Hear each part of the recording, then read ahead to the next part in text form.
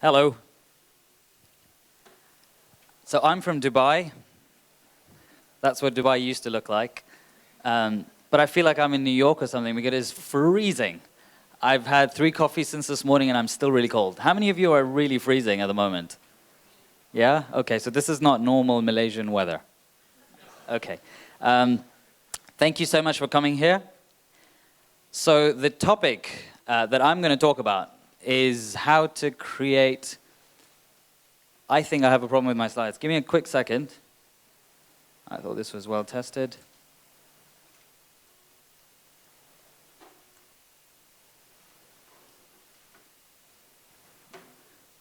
There ain't no presentation without technical difficulties. So, yeah, that's fine. Cool, no worries. So I'm supposed to come and talk to you about how to build unforgettable stories around your product, but I've decided to put in blah, blah, blah, because I don't think that's an interesting topic. I was here earlier this morning and I realized I think I'm going to waste a lot of your times if I tell you what I came here to tell you. So let's scratch that. Okay? Instead, I think I should rename my talk 0 to a million with no funding. Okay? Because you just heard the other side of the story. So my story is about 0 to 100 million with no funding, and I'll start with that. My name is Danish Farhan. I know you're a little bit confused about where I'm from and what my ethnic background is, but luckily for you, I love telling stories. So I'm not going to do a presentation. I chucked my slides that I landed with, and I decided to write a story, and that's what I'm going to tell you about today. Sadly, I'm not a fiction author. My stories are real. So bear with me as I take you through this. So this story starts in the 1980s. How many of you were born in the 1980s? I feel very old because the rest of you probably were born in the 90s. How many of you were born in the 90s? Very cool. Okay. So once, there was not so long ago that I used to be part of the young crowd. I'm not anymore. So my story starts in the 80s. I was born in Tripoli, Libya. How many of you know where Libya is? Right. It's known for all the wrong things. So thankfully, I was raised in Abu Dhabi. Do you know where Abu Dhabi is? Okay, Abu Dhabi is the sleepy neighbor of fun Dubai. Thankfully, halfway through school, I moved to Dubai. That's a bit like moving from Kampong to KL. So it's much cooler. If I was still living in Abu Dhabi, I would probably be an accountant or an auditor or something. Anyway, fast forward to 2001. This is where the real story begins. I was 19 years old. You can do the math if you want to know how old I am now. And I started to pursue computer engineering. So I started off with computer engineering, then moved to computer science. That's because I was one of those geeks that learned to code when I was 8 years old. So I taught myself C++ when I was 8. And so I thought, this is going to be easy. So after one semester going to study, I realized I was the wise guy at the bottom, at the back of the room, making fun of the professor. And I really realized it wasn't teaching me much. So I decided to drop out. Then I got into London Film School, and I said, I've always got an artistic side to me, so I'm going to make movies. After one semester at film school, I realized they're teaching me to be a technician. I wanted to learn to think like a filmmaker, not to actually, operate a camera. So after this semester, I dropped out. And then I decided to go to business school. I thought, I don't seem to fit in any of these boxes, so maybe business is my thing. So I went to business school. And after one semester, I realized you're being given so many rules and regulations. Business is supposed to be about creativity. It's about finding solutions to problems that don't exist yet. How can you operate with so many rules? So I dropped out. And so that, in a nutshell, is my educational history. And that's when it dawned on me, after spending as much time and money and going to 3 different cities to study, I realized that the education system is being pitched to us like a magic pill, right? So no matter who you are, you go to the same institution with 200 of your colleagues, and somehow you're going to discover your true worth to the world. And I just didn't understand how that worked. That's a bit like, if you have a cough and have a stomach ache and you have an allergy, and we go to the doctor and he says, hey, here's this blue pill, all of you, take it, you'll be fine. That's a bit like what it felt going to university, where you really couldn't express yourself. So I decided that I don't believe in the magic pill. Second is, if you're given exactly the same set of stimuli, then you will probably end up exactly the same way. And I didn't want to be like everybody else in the classroom, not because I had some sort of a complex, but I realized that there's got to be more to do and to accomplish than exactly what your colleague does. Where's the competitive spirit? Around that time, I developed a lot of food allergies, right? So I'm gluten intolerant and lactose intolerant, but then I realized I was developing another allergy that didn't have a pill, and it's called an allergy to labels, right? I hated the fact that when I was when I was studying computer science, that I would always be labeled as a computer geek, right? So, hi, my name is Danish. What do you do? Oh, I'm a computer programmer. Cool, I know who you are. I've just sort of envisioned who you must be and what you like and what you study and what sport team you support, etc. If I went to business school or if I had an MBA, you know, I'd be pegged as the MBA type, right? So I realized this makes no sense. Labels are a shortcut way of destroying your potential. So I realized, you know what, labels don't make sense, hence university didn't make sense, hence doing and classifying what you're doing before you start doing it makes no sense, right? Label it after you've accomplished something. Don't label it before you started something. And this is true for life, as it is for startups, as it is for governments. And I'll tell you why in a quick second. So, 19 years old, right? 2001. I'm sure some of you have done the math, so I'm quite old now. I decided to take the leap. I didn't tell my parents, and I spent 12,256 dirhams, which is the same as 12,256 ringgits, right? That was all the money that I had as a 19-year-old. And I decided I want to start a business. I went to something called the Dubai Media City, which is a massive development for startups, you know, 15 years ago. And they said, well, that's great. It's going to cost you 197,000 dirhams 100, which is the same as 197,100 ringgits. And you can pay that in 9 months. So I thought, okay, so are you okay with taking the 12,256? This even had one coin, because that's all the money I had. And I had 9 months to pay it. So this is what happened. If I don't pay it in 9 months, as per the law in the United Arab Emirates, if you do not honor your financial commitment, you go to prison within 3 days, okay? So, you know, a lot of people ask me, you know, what was your greatest motivation when you were starting a business? You were so young, you dropped out of 3 different universities, and I go, prison? I think that's got to be the world's best motivator. Then I had 6 months left. So 3 months have gone by, you're keeping track, right? 3 months have gone by, and I have made 11,000 ringgits. I mean, wow, right? So it's a company of one. Then I had 1 month left, and I still owed 170,100. This was quite daunting, and so I start, you know, telling my friends goodbye, and I start mentally preparing myself to go to jail because my parents would not be able to afford to pay that kind of money.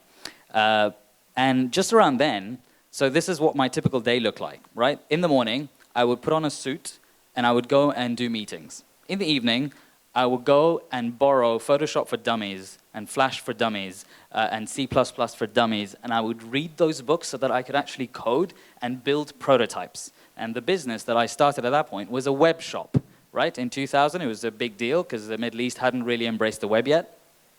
Somehow, BMW in the UAE decided, this gentleman by the name of Tim Trenka, because he saved me from going to prison, decided that they're going to give us, and by us I mean me and a fictitious company behind me, the account for BMW. And that saved sort of my life in a way. And I set up Xische Co, the firm that I'm going to talk to you about today. So we're headquartered in Dubai. We have expanded to New York. We've had offices in London.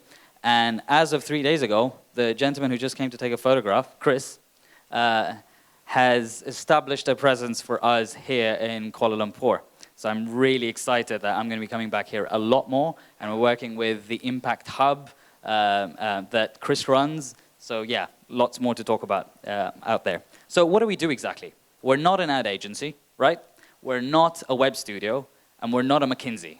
So you're asking, what the hell do you actually do? Do you remember I have this allergy to labels?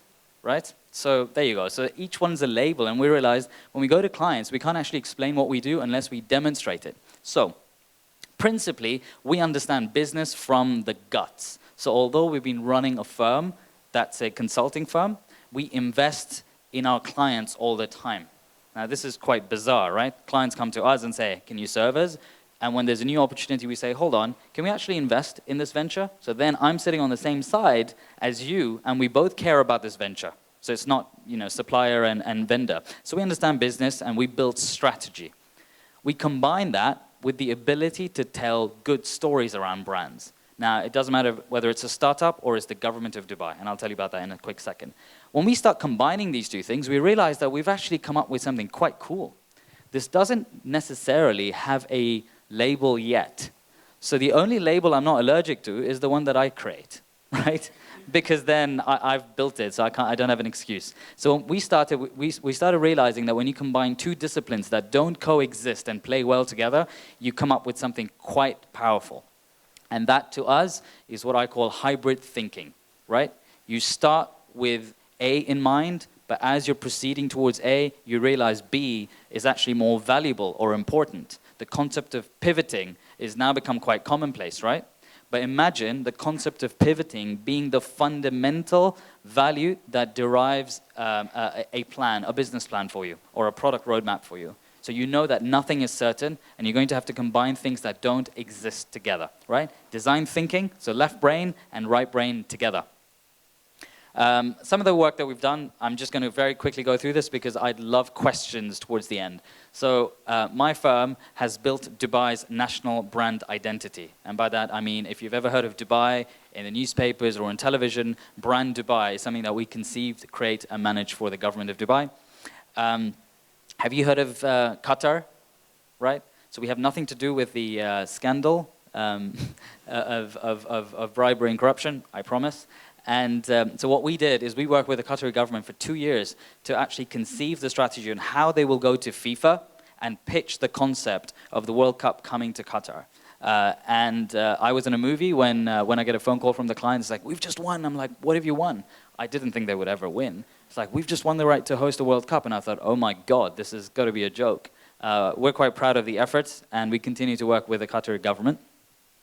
We were on the ground in Somalia, my team, with bodyguards, with AK-47s, to try and understand the landscape in Somalia and Somaliland, because one of our clients was launching a digital-first ISP, right? A telecom player in Somalia, to be able to connect rural Somalia with competitive prices. And so we went in and we realized, you know, every single brand in Somalia is green. It's just a different shade of green. So it was very easy to stand apart if you picked a bunch of different colors. So we decided to do exactly that. And then we came up with a name that was a short form for Somalia. It also means go, and this is now the fastest growing ISP, digital-only ISP in Africa. Another example is that we've conceived an organic, healthy, kids-only competitor to McDonald's, right? So Mamam actually doesn't fit grown-ups. So when you go in, you know, the roof becomes about that high. So you can't go in. It's only the kids that can go in, right? And everything has been designed from the perspective of the kids. And this has now become a global franchise. The first 3 outlets have started in the UAE. The next 3 are going to be in the UK and then Singapore. So we're quite proud of having been part of this entire experience, from the concept to the sourcing to the branding. Have you heard that the UAE is going to be sending a probe to Mars in 2020? Our team was behind the full-blown strategy of this. We collaborated with global universities. We branded the mission to Mars. We picked the name for the probe on social media. It's called Hope. And we received over 100,000 entries to be able to select a name, which was then announced by the Prime Minister. Pie Slice is a social venture that we loved so much that they came to us as a client, and we said, we're not going to charge you anything. Instead, we'd like some shares in your business. This is a micro-lending platform. You can lend a farmer in Jordan $5 and track the story of his or her progress over the next year, and they will return that money back to you, and then you can invest in somebody else. And this is literally all under $50, and it transforms lives. We're very proud of this. I serve on the board, and we're growing quite fast. About 8 months ago, the government came to us and said that we need to build a Grand Prix for drone racing. And I thought, is this real? And then I started to understand, why on earth would you want to do that? They said, well, we want to do that, and we want to give the winner a prize of $1 million. And I thought, okay, this is interesting, so tell me more. And this is where the thinking of the government came through. They said, we know for a fact that drones are going to transform transportation in the future, right? Now, Formula One is the reason why a little Nissan Micra or a Ford Focus has the technology that it does inside it. It's not because they did the research purely for that product. It's when you've got entertainment value that research and development goes through the roof, and that helps everybody. Drone racing, making this a magnanimous sport, a spectator sport, will push research and development in drones, which will allow us to start using drones quicker for transport, for surveillance, for safety, for security, and that's the vision. That's a 10-year vision. So we managed and built the world's largest mobile outdoor track and got teams from 40 countries to run the first ever drone prix. And the winner was a 14-year-old boy from England who won $1 million. Needless to say, this is going to become a bigger sport with every passing year. The ruler of Dubai is a really interesting gentleman by the name of Sheikh Mohammed bin Rashid. Everyone knows about his pursuits in terms of the world's tallest building and the man-made islands, and he's been responsible for putting Dubai on the map. However, what people don't realize is the charity work that this man does, and he does it without associating or affiliating himself to it. We saw an opportunity about a year ago to consolidate all of the work that he does on a humanitarian front for the Islamic world and craft a brand and a symbol which made an icon out of his face that nobody recognizes outside of the Gulf. So when you ask somebody outside of the GCC or the Gulf countries, do you know Sheikh Mohammed of Dubai? They're like, yeah, we know who that is. But do you know what he looks like? They don't. And we saw this opportunity as a way to create a brand for the leader of the city and then to hand it over to the people. So we leaked the symbol across vector websites and on Facebook, and we linked GIFs to this on Twitter because we wanted people to embrace this. This needs to become a movement rather than a corporate brand. I didn't want to bore you with anything, so I picked really just a handful of them. But we didn't want to stop there. What we realized was that I was not privileged enough to go to a business school. However, most of our employees have been to business school at one point in their time. But I thought, we've got the world's most recognizable brands as our clients, right?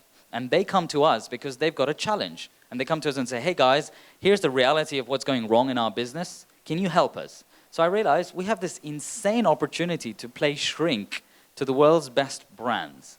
Now, if we are, we'd be idiots if we didn't learn from that, right? So we converted our experience with every client into what we call a B school. So our teams extract from the experience of every client the way you would when you go to school.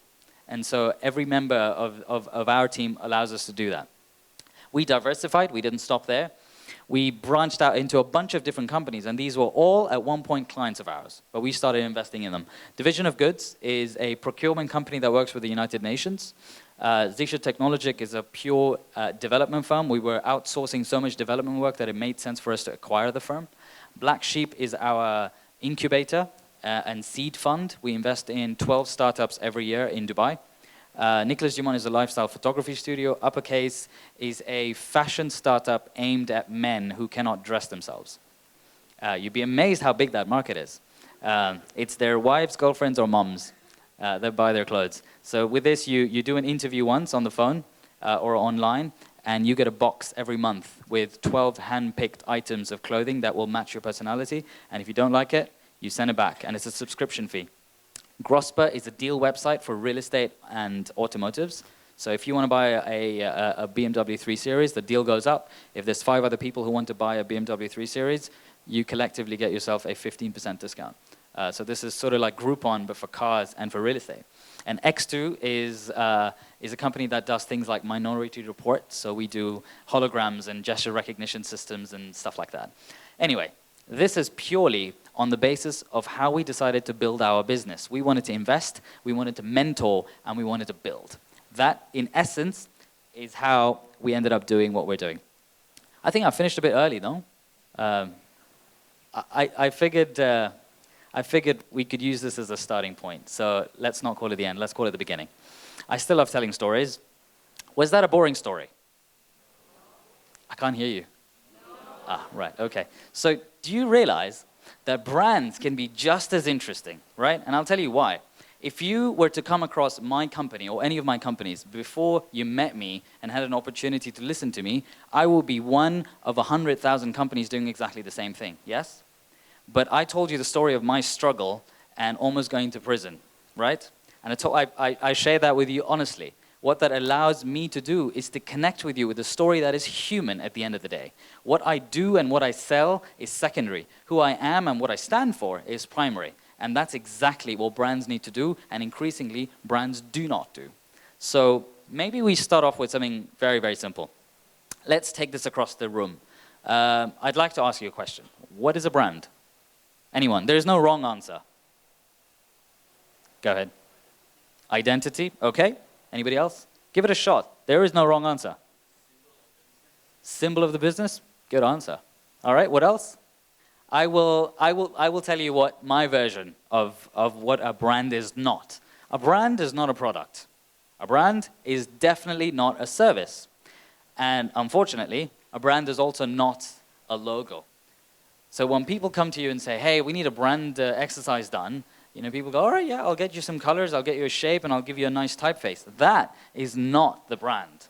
You know, so when I ask you who you are, you know, I could say you are the clothes you wear, but that would be stupid, right? I mean, what do I get from that? That's just one part of your identity. So a logo is the clothes you wear. It's not the brand, right? It's just one part of it. Your brand, in my view, is your strategy made visible. And I'll explain what this means, right? If a brand is a person, and that person walks into the next room, and you were to describe this person, what would you say? That's what a brand does. A brand tells the story of a certain group of people's vision and strategy when they're not there to tell you themselves, right? That's how you've got to look at your brand. It is your strategy made visible. Otherwise, it's just your board of directors and your executive management that knows the strategy. The moment they get out, nobody knows what your strategy is. Your brand's supposed to communicate that, right? And marketing, the super simplified definition of marketing is nothing but telling great stories for your brand. So two definitions which, had I gone to design school or business school, I probably would have never come up with, right? Because there are far more complicated versions of them that you get taught in university.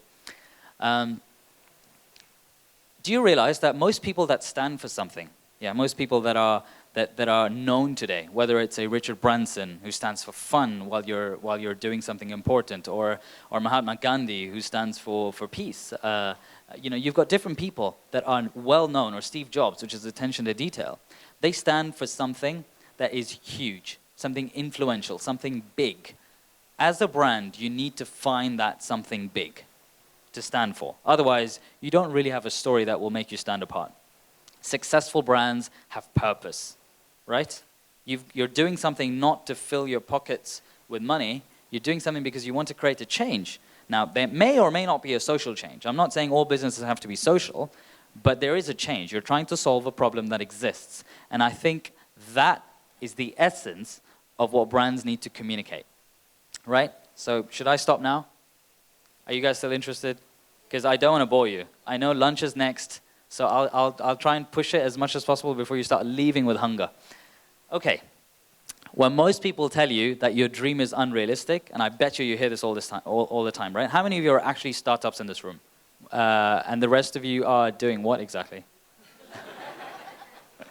All right, so if you're pre-startup or you're sort of midway through a startup, regardless, at some point, if you're doing something really amazing, I bet you've been told what you're doing is pretty unrealistic, right? It's like, get a life, get a job, you know, just get past this little fascination you have with being an entrepreneur and slogging the nights and becoming a millionaire, right? It's a very glorious story, but it's really hard work. But nobody understands that from the outside.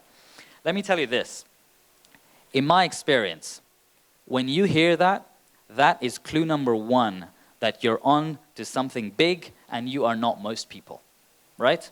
This is really, really important. You wake up and you say, has somebody told me today what I'm doing is unrealistic or unfeasible? That's good, because that's most people. And I have no interest in being most people, right? I do this today, and I continue to lead my life asking that question every single morning.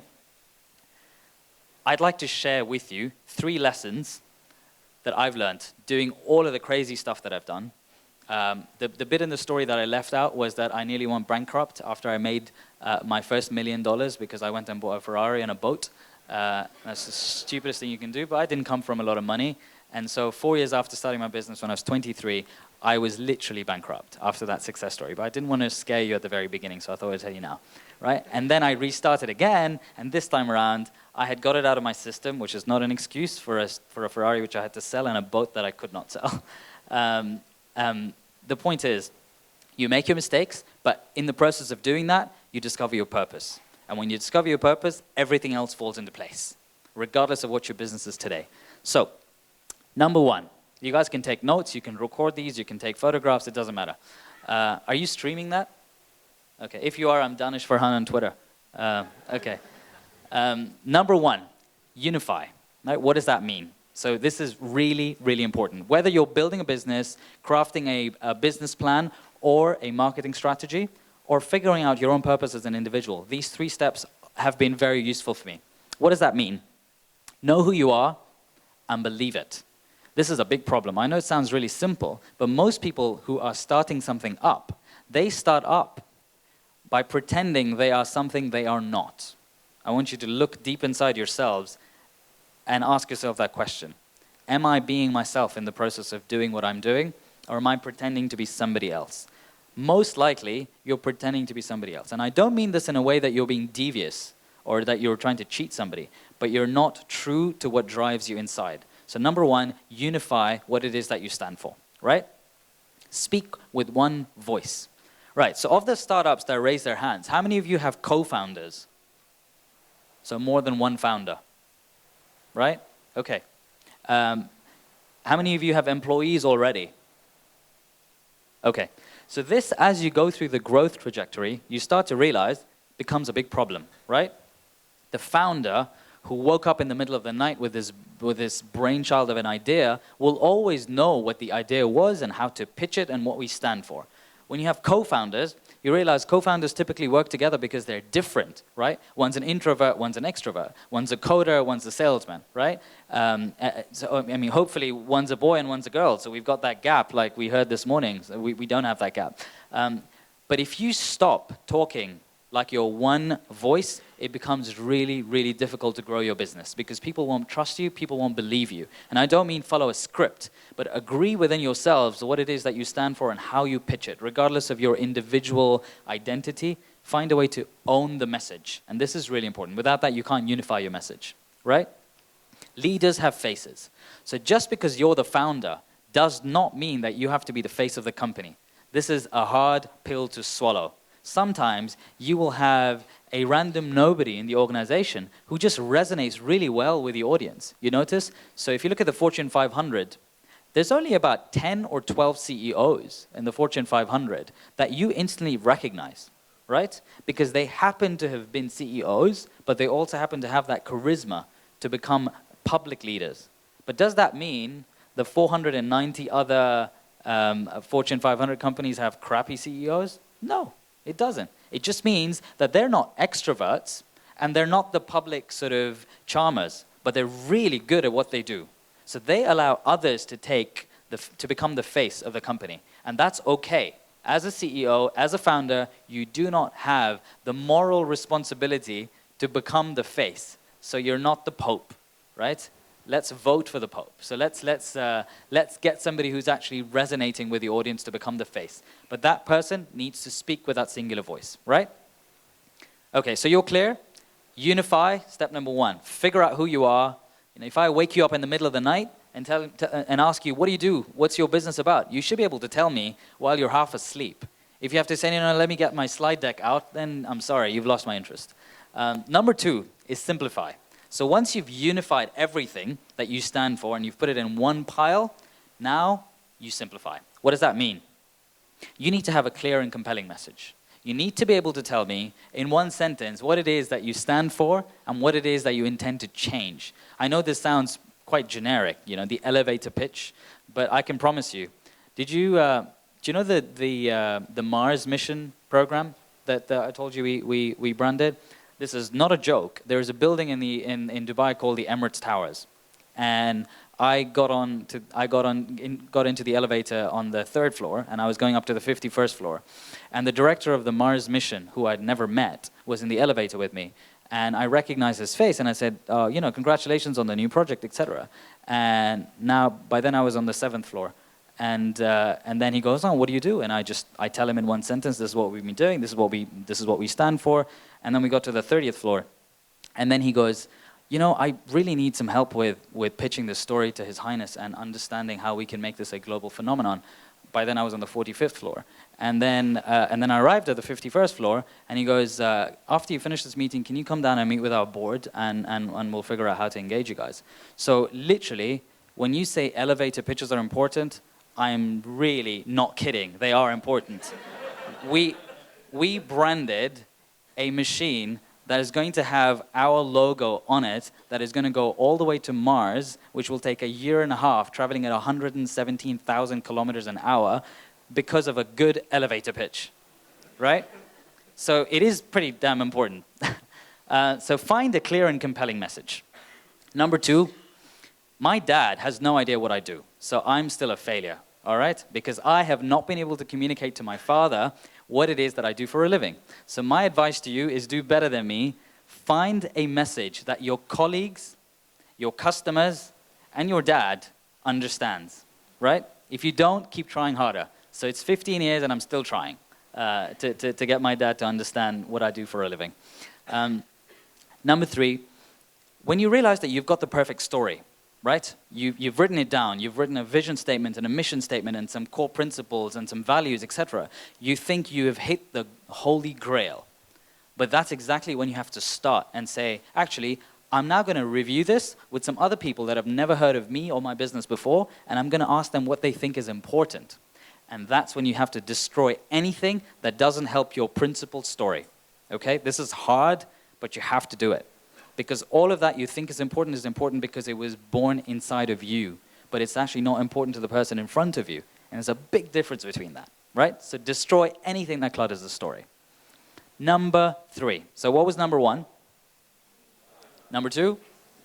Okay, now we're on to the hard part. So you found your principle, right? You then simplified it, got rid of the fat. So it started off as a T-bone and it became a filet mignon, right? And then once you've got the message and you've simplified it, now it's time to take the bazookas out. Most people start with this first. Oh, I'm a startup. I've got to go out and market myself everywhere. I've got to attend every conference and presentation and make these pitches, etc. And then you kind of go, why aren't people reacting or investing? Or why can't I find partners or sponsors? It's because you start with this step first, when this is meant to be the absolute end of the tunnel. What does this mean? Well, I told you it's the hardest part. You've got to find a way to reinforce whatever it is that you promise with action. And I'll give you some examples, right? So if you're a company that is setting up a laundry service via an app, for example, right? This is a real company that we've invested in Dubai. The easiest way to go about doing this is to go to laundries or to go find people that engage with traditional laundries and say, hey, by the way, did you know you could do this? And all you have to do is select your location and the number of pieces on an app, and somebody comes and picks it up and you pay for it via credit card. That's an interesting pitch, but you're still not going to win many customers, right? So what do people do? In most cases, they'll go out and say, we're going to take a huge billboard on the main street in the city and blow up all of our seed capital. That's a dumb idea, right? Or they'll say, you know, we'll get on a celebrity to endorse our product, or a sportsman. That's also a dumb idea because they're expensive. So what can you do? The ultimate way, regardless of what product in the world it is that you sell or craft or build, give people the product away for free. Because that money that you're not making is better than money that you're spending, right? So if you are able to say, I promise to get you laundry quicker without having to go anywhere, well, give it to them and then give them something extra, right? So if you promise A and you're a startup, make sure you give A anyway, but make sure you come back with a B as well, right? So in the case of the laundry, this was really interesting. So For the first sort of 1,000 customers, they gave them a free voucher to be able to use Uber. Right? There's no link between Uber and the laundry service, but they know for a fact that people value Uber services. So the moment you say, hey, first 1,000 customers, you sign up and you get yourself 100 dirhams in Uber vouchers, right? Uber didn't actually charge them for it. Uber wanted to be a part of something cool. So you play on somebody else's need. But the point here is, when I come to you for A, give me A plus something. This is the ultimate way of making sure that you are heard, rather than blowing up your limited funds as a startup on advertising. Those are my 3 principles that have been tried and tested in real life as well as on the professional front. Unify, simplify, amplify. That's still me, and that's mini-me number 1. I've got 2 boys. That's my older boy. My younger boy is 2. Thank you very much. I promise to shut up now.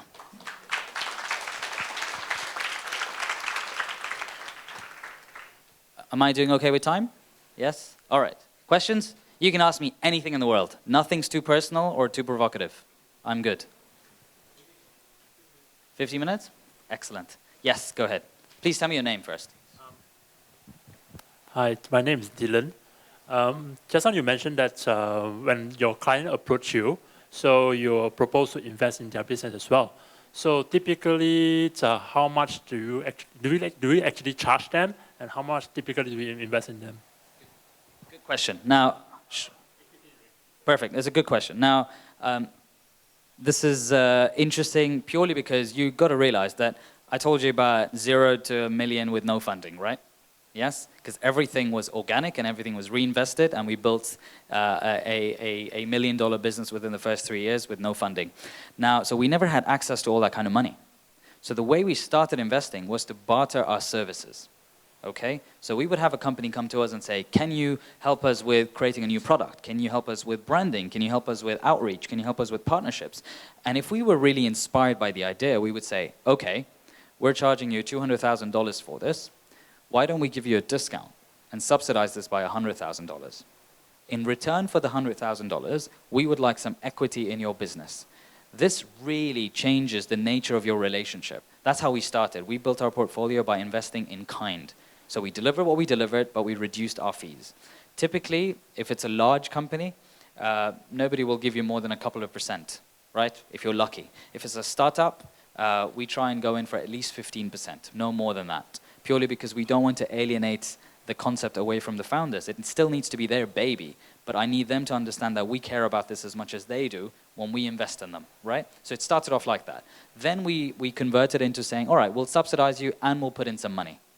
Okay, so we have done joint ventures with the government. So it's not just startups. So the tourism department comes out and says, can you do a brand for us? And we did it.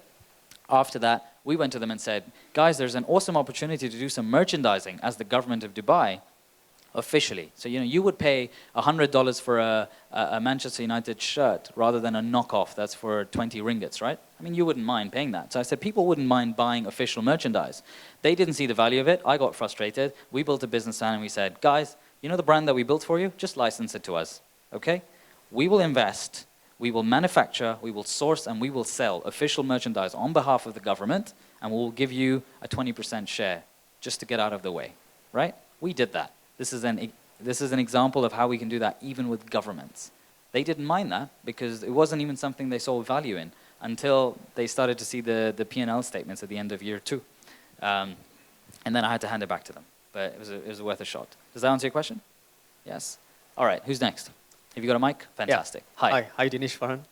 How are you? Good. Tell me your name.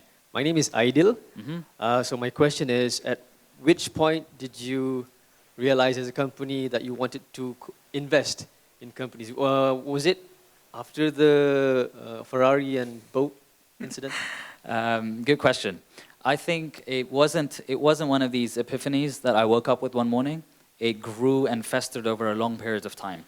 The whole concept of this label allergy that I told you about, I think that has helped me a great deal. So once we started to build a successful business, I came to realize that we're becoming quite well known as a digital business. And that really bothered me because that was against the principles with which I wanted to start a business. And that kept my the radar open to look for other opportunities, say, we can do so much more than what we're known for.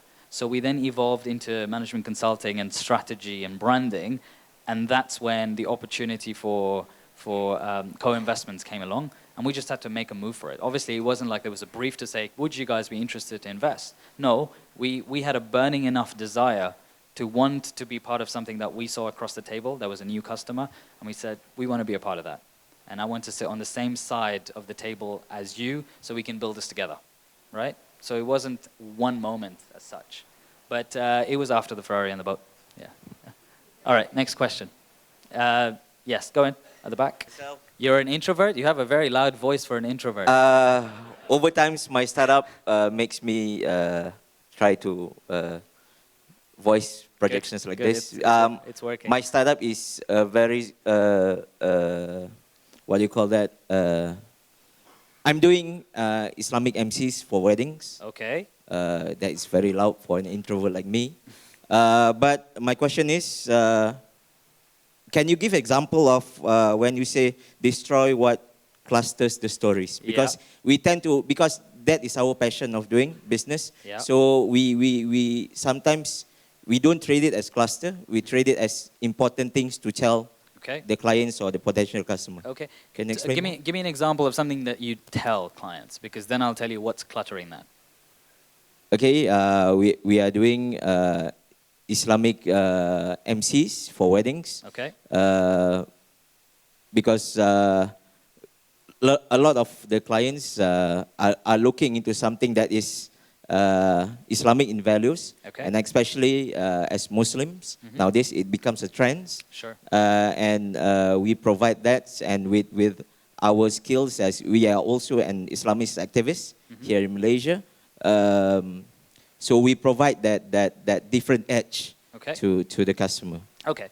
So did everyone get what his business is? Yes.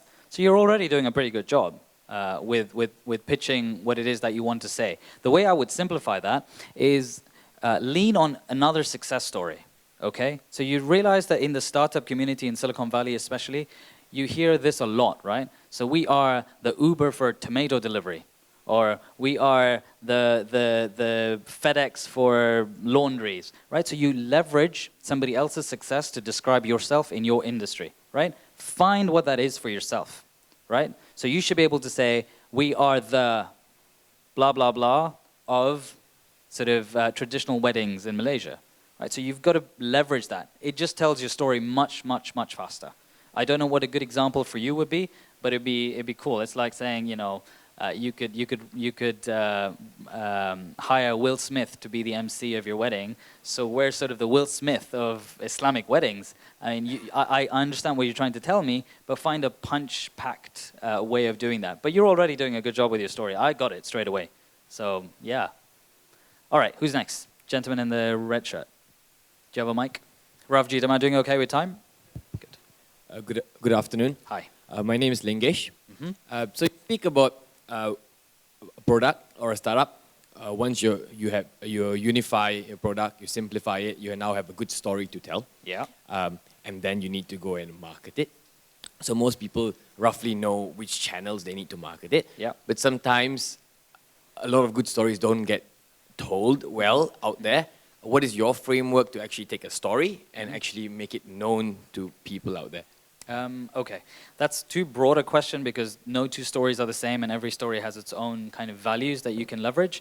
But the best way to do this is to ask yourself that question. If I were to take radio versus Facebook advertising, or if I were to market at an event versus at a conference, which of them allows me to be more honest, right?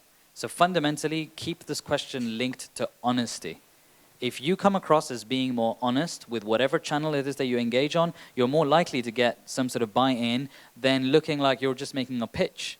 We are so bombarded with advertising, people claiming to solve all sorts of problems and challenges in your life that you just tune out. So your channel strategy is driven by what allows you to come across as being honest and have integrity around your product, and that differs on every story. I can't say that there is one sort of holy grail way of doing it. It's different for every single story. But the honesty is the way that you would You would use that as your framework. Do I come across as honest and trustworthy or not? Okay. Does that answer your question? Yes? If you've got a specific story to tell me and then see what the best way to channel that will be, meet me outside. Yes, go ahead. Okay. Obviously, you have your own personal branding, danishfarhan.com. So as time grows, how do you manage the disconnect between public perception of Danish Farhan and who you really are? Best way to manage that is to have no difference. So I am who I am with you as I am at home. Yes. Yeah. I mean, as you build your personal brand, and then as you go through life, as you gain more experiences, then the way you think, the way you see the world, it will change. It will evolve as well. So. The right perspective on that. Let's put it this way. You are not the company that you own, yes? Right? The company, however, is the person that founded it or runs it or manages it or pushes it to the next level. Within your lifespan, your professional lifespan, you will hopefully be a part of many success stories. So you can't say that my worldview is locked in this company. What happens when you start another one? Your worldview will always remain your own. And if you're lucky, there'll be a piece of you that's going to be a part of every single venture that you will be a part of in the future, whether you're an investor, a mentor, or somebody running it. So I think who you are stays constant. What piece of that becomes a part of the companies that you own and run will differ based on the type of company it is that you run. But I think you've got to focus on finding your core philosophy rather than worry about finding core philosophies for each venture, because they'll be an extension of yours. But then you have to find enough people who also want to believe in your philosophy or your worldview. And those will be the best people that will take care of that brand or that purpose. So for me, that was a huge disconnect, and I never saw the difference between brand Xische and brand Danish until maybe 5 years ago, when I started to realize that there is value in being able to disseminate and teach and mentor, and that has more to do with me than companies that I own, right? And so that allowed me to disconnect it. But in terms of who you are, try and be who you are, wherever you are. I think it helps. It makes it easy. You don't have to manage 2 stories in your head. All right, next question. Chris? Yeah, a quick one. So I think a lot of people could be sitting here being excited and inspired by what you're doing. I am certainly. That's why we work together. Thank you. I think there's a tendency that we look at the thing and say, oh, maybe I should also do that thing. And I've seen a lot of sort of copycat startups Yes. in the region. Yes. Maybe it's not about what you have done or the recipe that you have found. Correct. But maybe I'm interested for you to share a little bit about what is the way you have led your own life? What are the principles you've used in doing business that has helped you do some of these awesome things? Sure. Because I think that's sort of the code behind the code. Yeah, sure. And I love that. Sure, sure. Yeah. So share a little bit about that. I Thanks. couldn't agree more. There is no formula to success. And that's because there is no definition of success, right? When I started off, success for me was a Ferrari and a boat. And that died very quickly. But then my definition of success became traveling the world, which I was really privileged to do. And then my definition of success became how much time I can spend with my kids. And so my life has been driven by what allows me to get to where I want to get to in the quickest and best way possible. And business and work and travel are just means to an end, but that end cannot be building a successful business. That end needs to be to have more time to be able to spend with your family, for example. In terms of principles, like Chris, you mentioned, I think I covered some of them here. Number one has to be integrity. I feel that we have lost out on a lot of business and commercial opportunity because we decided to make decisions on our integrity. And so we were unwilling to shake that. And I know that we could have been 10x the size that we are today had we not had the integrity filter turned on, right? For me, that wasn't something that we were willing to compromise. So you want to do things honestly, you want to do things transparently. The second was very much around what is it that we're giving back. So to me, the cause of the city of Dubai is something that is of personal interest, right? I want to be part of telling a good story of Dubai, the city that allowed me to do what I did. I want to be able to help Dubai build value as a city. And the same thing happens when we work with startups. I told you about PieSlice, for example. Or we organized TEDx in Palestine. We were the only people in the world that had to lobby for 6 months for TED, the organization, to recognize Palestine as a place where we could hold a TEDx. And that we did at our own risk, because it meant that we were able to get closer to what we felt was purpose. After you make an X amount of money, you realize that the satisfaction that you get from more money actually starts to diminish. So if you start to make, say, 500,000 ringgits a year, after that, if you make 1 million or 2 or 3, you're not proportionately happier with every 500,000 more. You actually it starts to dip, it starts to become meaningless. And I think it's about finding what is that point that will allow you to forget about the money and really just focus on things you want to do. And the sooner you got to that, the easier it becomes. And for me, it was about that. I didn't realize, because I was chasing the money, and then once I let go of the money equation, that's unfortunately when the money came in. So it was it's when you let go of making money your focus, that's exactly when the money comes in. Because you're now focused on flow, you're focused on doing something, you're consumed by a mission that you've set for yourself. And money becomes an incidental part of that journey. This I can tell you over and over and over again. And probably the last one has to be, you've got to have a bloody amount of fun. I mean, there's just no two ways about it. Life is too short, and we make sure that every business we get into has a little bit of fun and excitement for all of us. And our entire structure is built in such a way that every employee at Xische is allowed to pick one venture that we've invested in or we're mentoring in, and they become a buddy to that venture. Now, this could be the receptionist, my driver, or our chief strategist. Everyone gets to pick a venture that they will spend time within their paid time during the week, helping, mentoring, doing anything for. And this allows people to discover their purpose, and the more valuable their purpose, the better it is for me as an employer, right? Because they're more passionate. And of the companies that I showed you, the 6 companies, 4 of them are led by people who used to work for me in Xische in a very specific role. But they demonstrated the ability to lead an organization.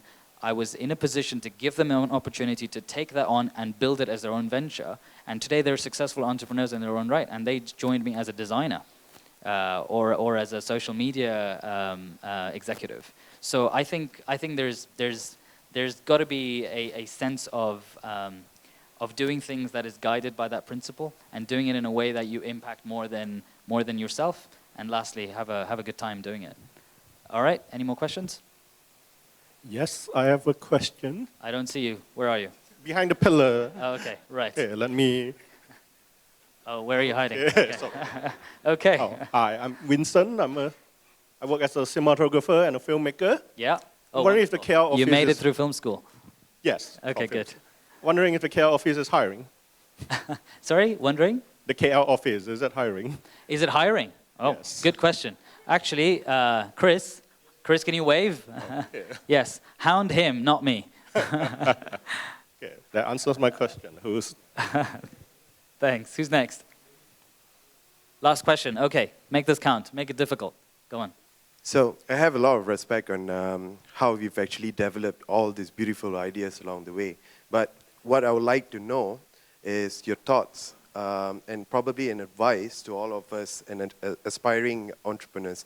Like, how do you actually draw a line while you're actually building on an idea, right? And while you're sitting there and actually building it brick by brick, and another guy comes across the table with another brilliant idea, and how do you manage like jumping around from an idea to an idea without like ruining what you've already built, So. Great question. It's an amazing last question. And I think there is an old adage which says, build a business around something that you're kick-ass at, right? Right, so you're good at something, so build a business around what you're good at. This is the worst advice that you could get. And I mean this in the truest sense. You've got to build a business around the most kick-ass opportunity that is in front of you, right? Not what you're good at, right? You've got specialists and you've got generalists. As an entrepreneur, you've got to learn to become a generalist, and you have to hire the best specialists. This is, to me, in a nutshell, the advice that I would give you. Because when you get that crazy idea that jumps up in front of you, ask yourself that one question. Is that idea worth a greater opportunity than the one that I'm building? If so, what the hell are you doing wasting time building the idea that you're building? And by that, I don't mean keep jumping ship. Fix yourself towards a path. Make that vision sort of long term. So you say, all right, what I will do now will help me get closer to the vision. But a true vision is something you spend your entire life accomplishing, right? A mission is something you say, I will accomplish this in 1 year. That's a mission. Your vision is to achieve happiness, and you'll spend 30 years doing that. So my advice to you would be, build yourself around your ethics and your integrity, but don't be limited by your ability to do things. Find the best opportunity and serve it in the best way possible with the most amazing team that you can build. Thank you so much, guys.